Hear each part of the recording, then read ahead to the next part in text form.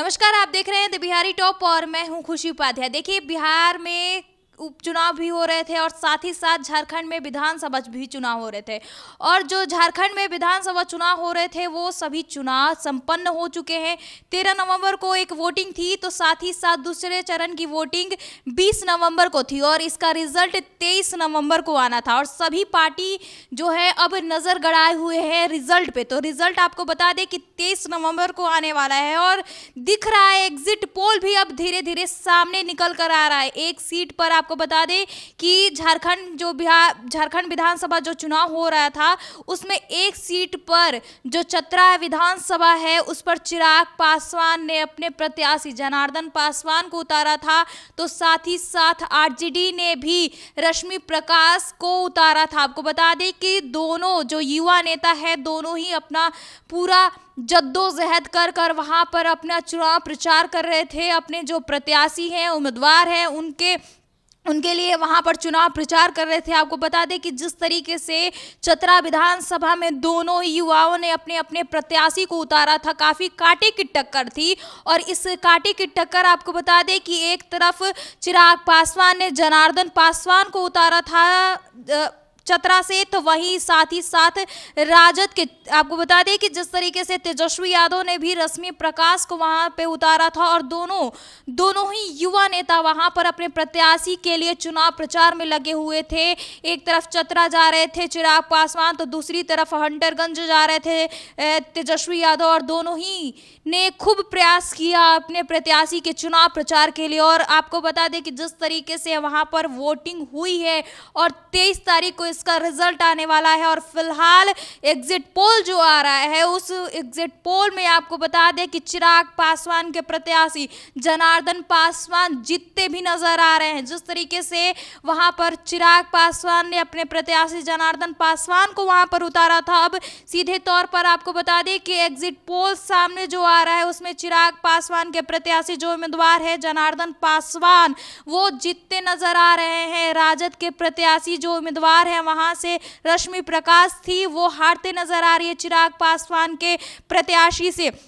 जिस तरीके से आपको बता दें कि अब जो एग्जिट पोल नजर आ रहे हैं धीरे धीरे एग्जिट पोल नजर आ रहे हैं वहां पर अब एनडीए की सरकार वो जीतते भी नजर आ रही है।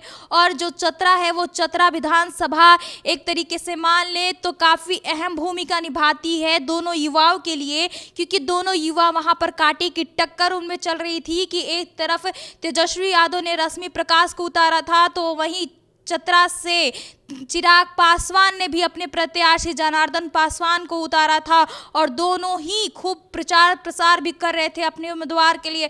हर जगह जा रहे थे तो वोट मांगते नजर आ रहे थे, सबसे निवेदन कर रहे थे कि ज़रूर से ज़रूर उनके प्रत्याशी को जिताएं, क्योंकि जो चतरा विधानसभा है वो काफ़ी अहम भी नज़र आ रहा था ये दोनों जो युवा नेता है। और अब जो एग्जिट पोल सामने निकल कर आ रही है उस एग्जिट पोल में चतरा में जनार्दन पासवान जीतते भी नजर आ रहे हैं। जिस तरीके से चिराग पासवान तेजस्वी पर भारी नजर आ रहे हैं और चिराग पासवान का हर तरफ बोलबाला नजर आ रहा है। एक तरफ बिहार में भी तेजस्वी को पटक रहे हैं चिराग पासवान, तो वहीं दूसरी तरफ झारखंड में भी उनको पटकनी दे रहे हैं। आपको बता दें कि चिराग पासवान जब से केंद्रीय मंत्री बने हैं तब से उनका ओहदा सबसे ज़्यादा ऊपर हो चुका है। धीरे धीरे वो फेमस भी हो रहे, धीरे धीरे चर्चाओं में आ रहे हैं। बिहार जो लोकसभा थी उसमें चिराग पासवान ने 5 सीट पर अपना सांसद उतारा था और 5 की 5 सीट उन्होंने जीती थी। अब झारखंड में भी उन्होंने अपने जनार्दन पासवान चतरा विधानसभा से उतारा,